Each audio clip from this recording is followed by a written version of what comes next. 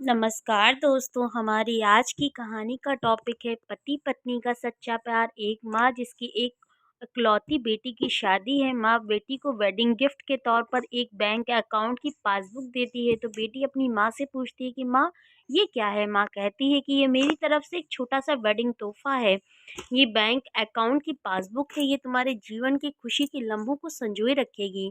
आगे जब भी तुम दोनों में कोई भी खुशी का मौका है तो तुम दोनों अपनी तरफ से इसमें कुछ पैसे डिपॉजिट करना। जितनी बड़ी खुशी उतनी ज़्यादा रकम। और आगे लिख देना कि आज ये खुशी का मौका है, इसलिए मैंने इतने पैसे जमा किए। आज मेरी बेटी की शादी है तो मेरे लिए खुशी का दिन है, इसलिए मैंने भी इसमें 1,000 रुपये डिपॉजिट कर दिए हैं। आगे डिस्क्रिप्शन पे लिख दिया है कि आज मेरी बेटी की शादी है, इसलिए मैं 1,000 रुपये जमा कर रही हूँ।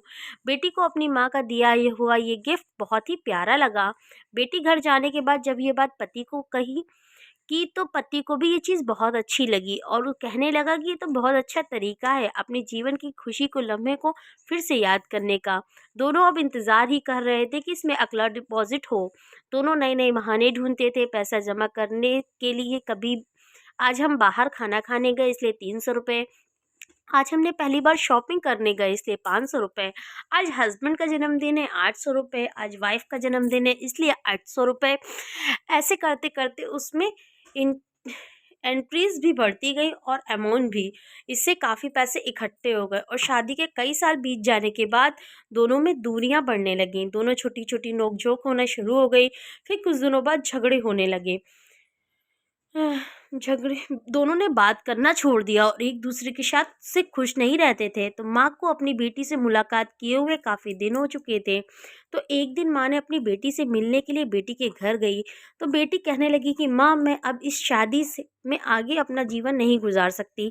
पता ही नहीं मैंने इतने दिन कैसे गुजार लिए, अब इस आदमी से डाइवोर्स चाहती हूँ। उधर पति भी कहने लगा मैं भी परेशान आ गया हूँ, इसके साथ रह के मैं जीना नहीं चाहता। तुम तुम्हारे साथ मुझे डाइवोर्स चाहिए। माँ माँ ने कहा ठीक है तुम दोनों अलग हो जाना, लेकिन याद है ना मैंने तुम्हारी शादी के दिन तोहफे में पासबुक दी थी। बेटी पासबुक निकाल के लाई तो उसमें देखा उसमें बहुत से पैसे जमा हैं। माँ ने कहा जब शादी इतनी ही बुरी थी तो पहले अपनी शादी से जुड़ी हुई कोई भी यादें अपने पास नहीं रखना चाहिए। पहले इसमें जमा रकम को खर्च करना होगा, फिर तुम दोनों डाइवोर्स ले सकते हो। दोनों ने कहा ठीक है। अगले दिन बेटी पासबुक लेके बैंक जाती है। पैसे निकालने के लिए बैंक में पैसे निकालने वाली लाइन में लगी थी। तो बेटी भी लाइन में खड़ी हो गई। अब खड़े हुए काफ़ी देर हो गई थी। बेटी ने खड़े खड़े पासबुक खोली और देखने लगी इसमें कब कब पैसे जमा किए थे। बेटी देखते ही देखते उसे पता चला कि कब उसकी आंख भर आई अपने बीते लम्हों को याद करके जो उसने कभी पति के साथ बिताए थे, जिसे वो आज डाइवोर्स देनी चली थी। बेटी बिना पैसे निकाले वापस आ गई और अपने पति से कहने लगी कि ये मुझसे नहीं हो पाएगा, ऐसा करो तुम ही जाकर सारा पैसा खर्च कर दो।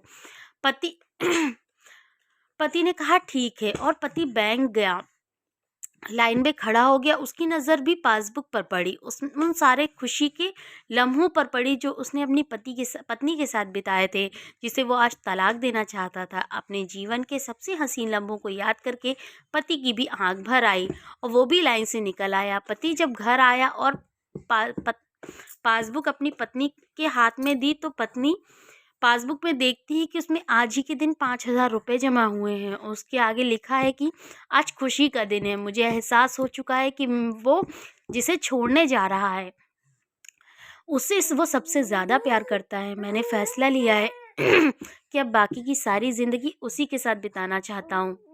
ये देखकर दोनों की आंखें भर आईं और गले लगा के खूब रोए और प्रॉमिस किया कि अब वो लड़ाई नहीं करेंगे। यह कहानी उन सभी के लिए है जिनके रिश्तों के बीच में दूरियां आ गई हैं।